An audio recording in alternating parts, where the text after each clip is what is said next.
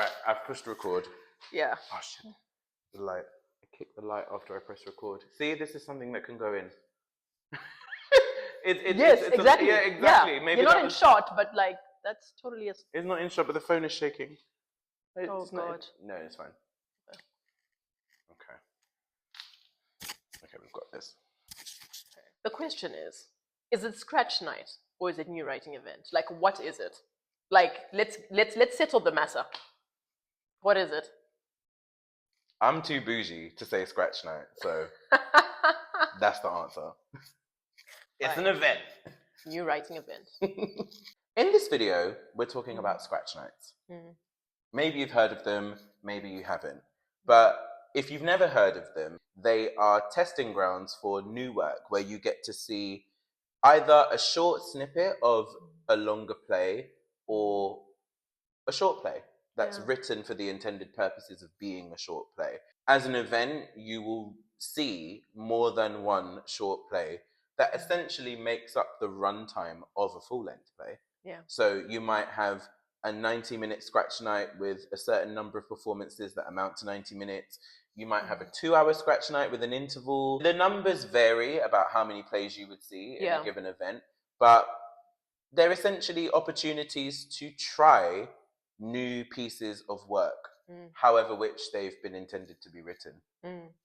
I know a new writing event that called it Little Pieces of Gold, and I love that because I feel like that's why you loved it. Yeah, but I'm not only mentioning it because I've performed in one. You find little gems sometimes in some of the work that you see, which is why I personally love them. Like I really love scratch nights because you get to see like glimpses of like different work in this one night. So nice. It's crazy how much variety you can see in one sitting. I think the thing that was also surprising to me prior to us even doing them is the quality of talent that might be present. I don't even know if you realize this, but the little pieces of gold that you were talking about, in the night you performed, you had an...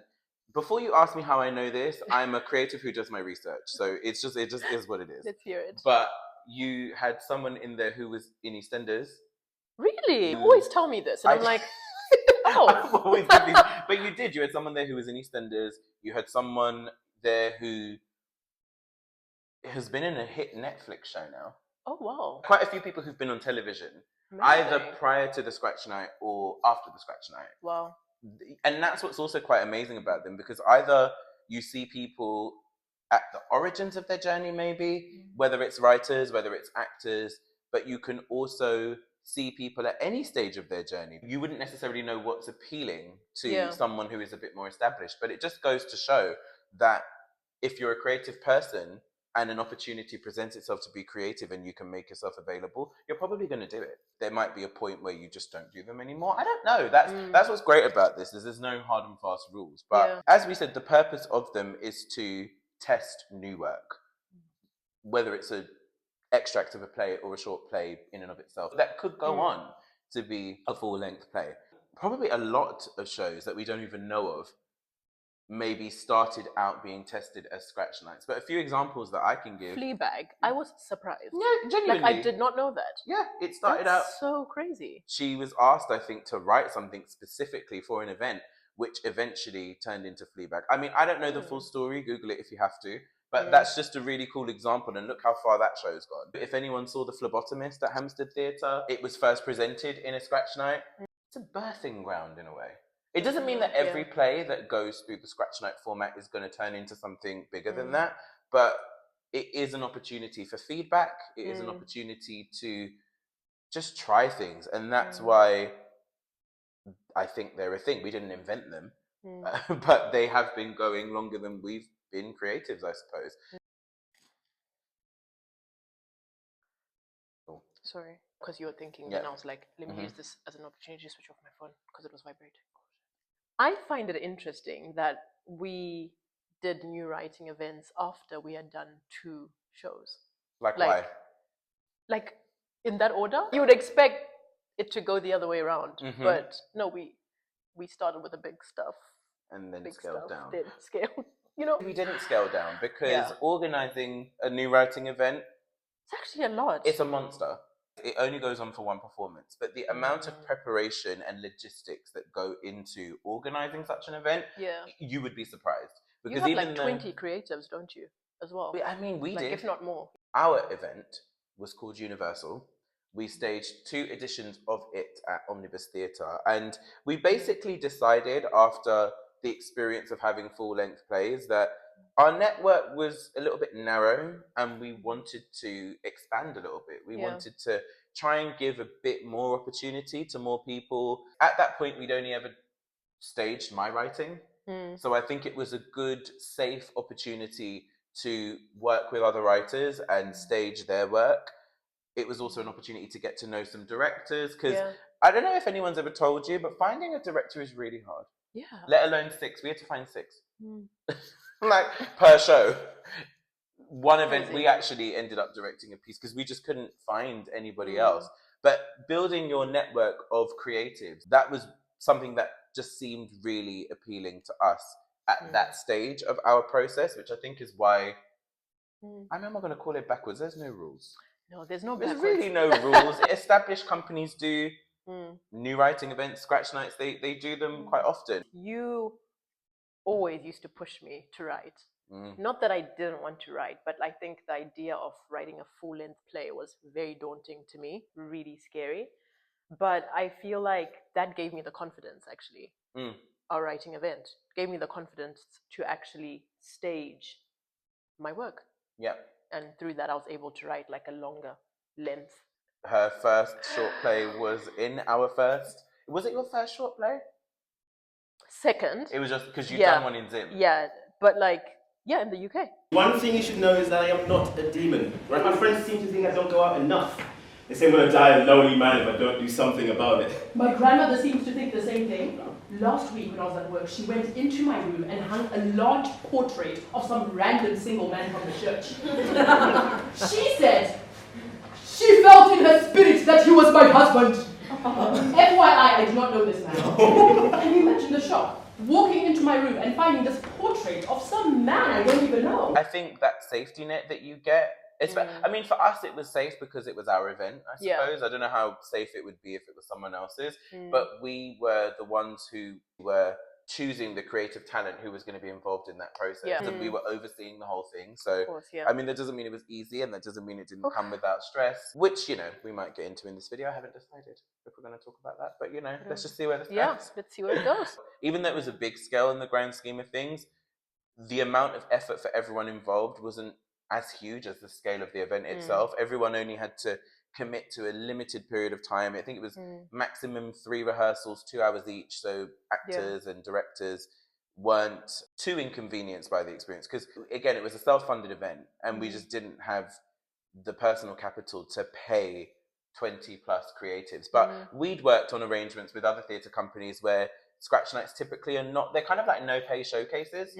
And so I guess because of the amount of time that you're asking of people, it's somewhat justified. Like, I don't think you could get people on that arrangement for a full-length play. Some people probably do, and I think I've done some full-length plays on that arrangement, but that really does have to be a choice. And I think for us as a company, a bit too much of a risk.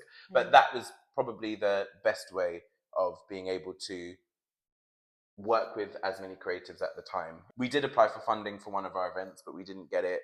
And so we just had to kind of make it work. But everything that was paid for out of our own money. And what we tried to give as a result of the experience for everyone involved, we tried to give them an experience that was going to be worthwhile for their process as creatives, but also material. So we filmed the shows.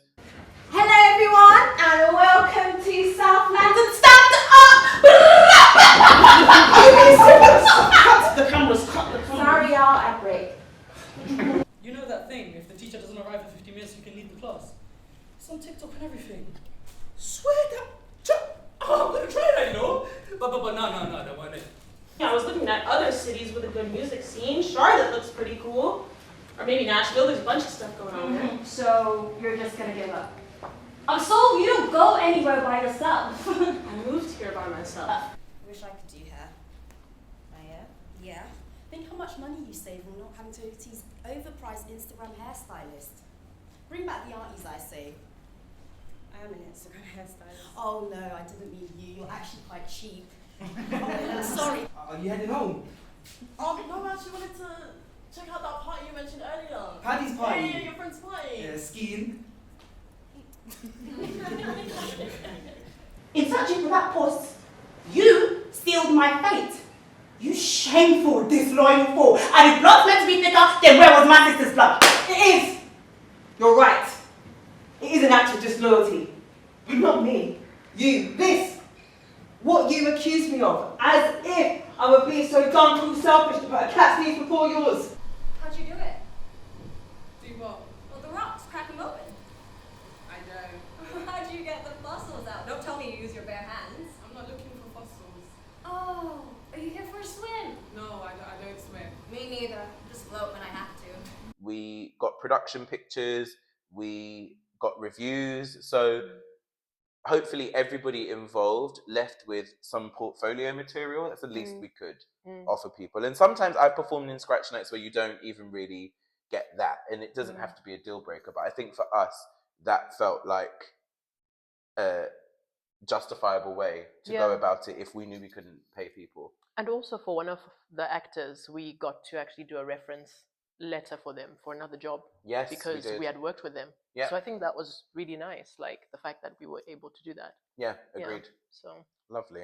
We've gained a lot from performing in scratch nights ourselves. I've actually had opportunities to be in plays as a result of it. So if you're a creative person looking for something to do and you can spare the time, you never know how far spending that time can go. Really. And also just knowing other people in the creative industry, I think is really useful. Like you get to know other directors, you get to know other actors, other writers, and I think it's a valuable resource, because like for your next gig or whatever you're going to get up to, you've got that pool of contacts. So I think it's really great too in that way. And we have actually had feedback from some of the creators who have been involved. They've reached out to us on somewhat of a personal level because they did a future project, and because of working with our event, they were able to find the director for that future project. Just little connections like that became so valuable in their journey. It's not always about the money, as much as you don't want to participate in slave labor. As a creative person, there's lots of benefits to just putting yourself out there and actually providing a platform for people to put themselves out there with, basically. Okay, so what are the benefits of curating a new writing event, staging a new writing event? Well, we've already mentioned some. The plethora of creatives that you get to meet during that process. For us as a company, it's very gratifying to provide a platform and to know that work that we have staged as a part of that, whether it's that particular play or a certain group of creatives that got together, knowing that they go on to do further work or the play goes on to have further life, but our platform being a significant step in that journey. From a personal place, that's just very gratifying. So gratifying. For me, I'm forever indebted to our company for being able to stage my show, because it gave me the confidence I needed to write a full length and to take it, to Kenya. So which we'll talk about in another video. We took a play to Kenya, by the way. Spoiler alert, if you don't follow us on Instagram. Stay tuned. We'll talk about it. But so that's for me, it was a huge benefit, Amazing. And that's good to know. And even for us as creatives involved in that process, which we didn't expect that was going to happen. Everything has its time and its purpose. It's also just a fun night. It's fun. We had fun. I mean, there was stress. There was actual stress, which we'll talk about, but we won't dwell about it, because if you watched our videos so far, you'll know stress comes with every show. And I mean, I guess you don't have fun without the stress. Is it masochistic? I don't know. But it was definitely a fun event both times that we did it. One of the things that we did, and again, this is quite a common practice thing in theatre, but maybe you're new to this process and don't realize it, feedback forms.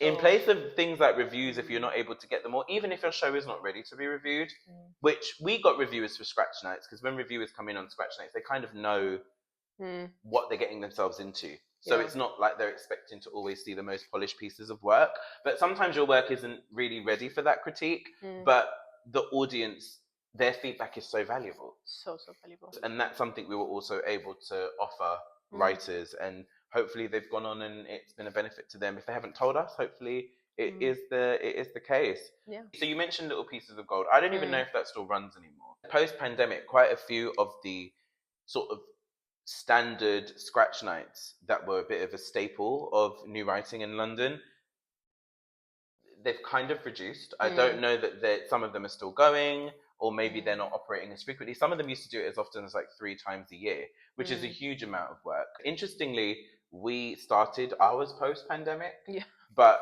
we had intentions to do it before. It's just, you know, the pandemic set loads of things back. You don't really see them as much. Theatre 503 do their Rapid Write Response event, which is plays that are short plays that are in response to a play that is currently on there.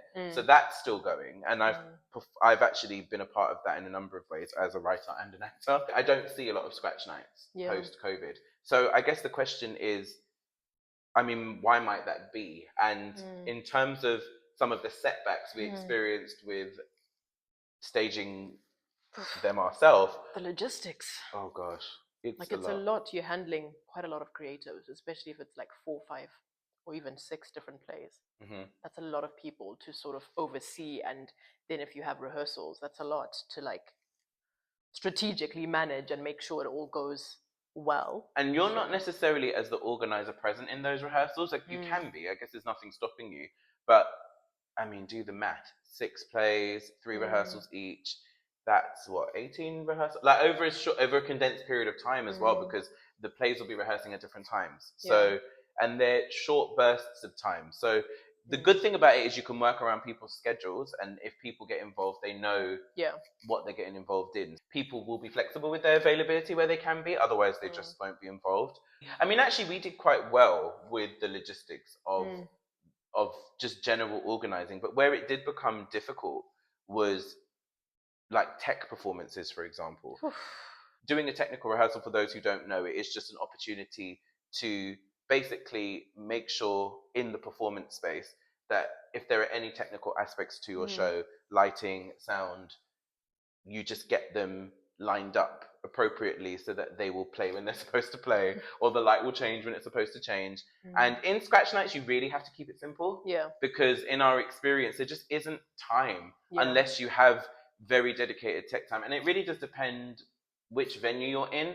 The first experience we had 2 hours of tech, and I think we knew that that wasn't going to be enough, but because of what was programmed in the space that day, that's all we could have. There was, I think, 2 plays that didn't get proper tech. We did feel very guilty that some plays maybe got a bit more attention to detail than others as a result, but it was just one of those things. And again, you couldn't have really foreseen the issue before it happened, and that's something we had to negotiate our second time round and say that, okay, if we're going to do this again, 2 hours is not a lot of tech time. And so we then, for the second time round, got a whole day of tech, which was so much better, but that drained all of our money in terms of what we made from the box office. It basically took all of our box office.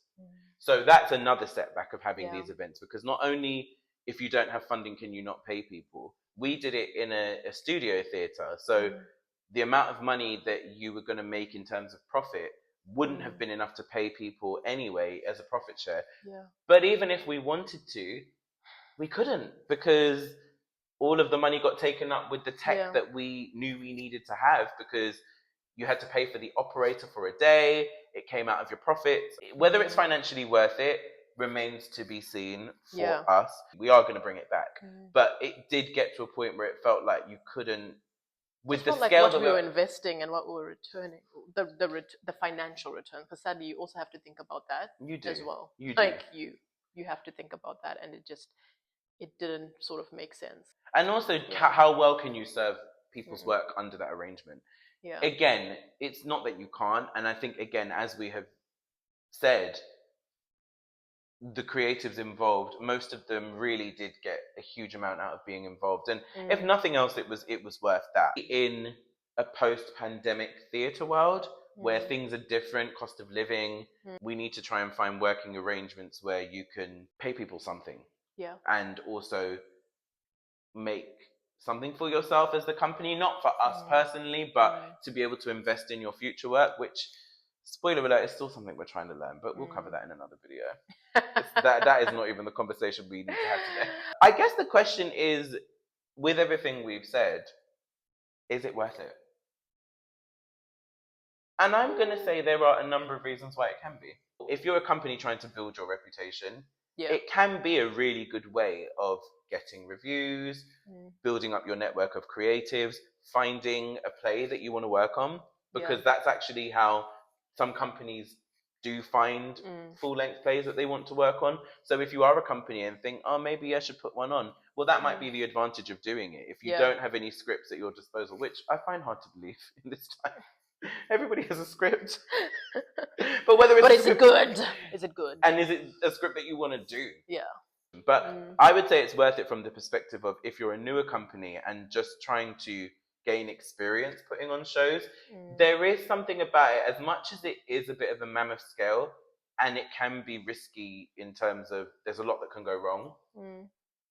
Usually it works out.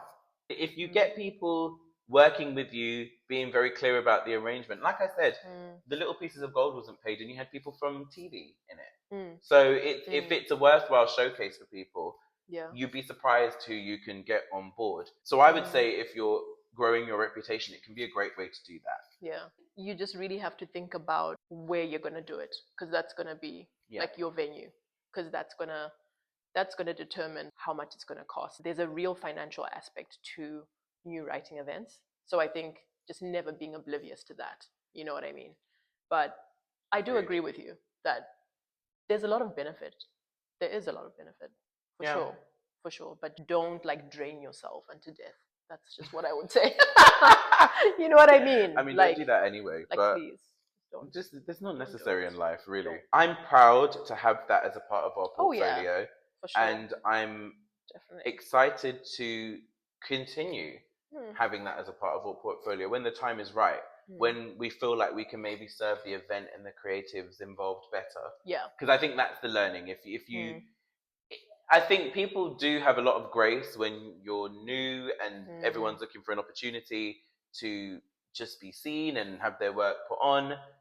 But you'd be surprised how many submissions you can get just by putting a call out there. You'd be very surprised. Lots of people are looking for platforms. So if you feel like you can provide that platform, then by all means try. There's nothing stopping you from trying. Because again, as we've said in other videos, you have to try. Yeah. You have to just try. At some point, you have to just, you're not going to know. And you're not going to know until you try. Yeah. And you have to often learn from experience. I think hopefully our content gives you enough advice where maybe you don't have to make the same mistakes that we made. Yeah. But as we have also said in other videos, you sometimes don't know what a mistake is until you make it. Yeah. And you can have the best of intentions, but sometimes you just have to go on a journey and let that journey provide what it's supposed to provide, whether it's success, whether it's life lessons or otherwise. But new writing events can definitely be incredibly rewarding. They can be incredibly inspiring as well. Seeing how many talented people we were able to serve definitely felt fulfilling. So if you're a company who is thinking about your first project, maybe you don't know where to start, I think that our current cultural landscape could do with a few more scratch nights, new writing events. We could afford to see a bit more of them. So maybe test one out. Let us know in the comments if you have been a part of one, if you have staged one, maybe how it's benefited you. If you're an audience member, do you enjoy these? Do you want to see more of these? Let the people know, because you never know who's looking at the comments. Yeah. So let us know. Let us know. Let everybody else know, because the comments can be seen by everybody unless we choose to disable them, which we're probably not. Yeah. Just be nice. Be nice if you're nice. Be kind. Be kind. Thanks for listening. Thanks for watching. Thank you for being with us on this journey, and we look forward to seeing you in the next video. Bye, guys. Bye, guys. And don't forget to subscribe. People say that before. Oh, yes. We need to, I'm telling you, these endings, we need to do better. But the question is how? Do you know what I mean? Like what needs to be? We learn. As we've been telling people, we learn. Trial and error. Trial and error. Learn Next on the time, job. Tell people to subscribe before we finish. Yeah. But it's done now. It's done now. It is what it is. It's a wrap. Yeah. Over. Done. And out. Wait, what was that? I don't know.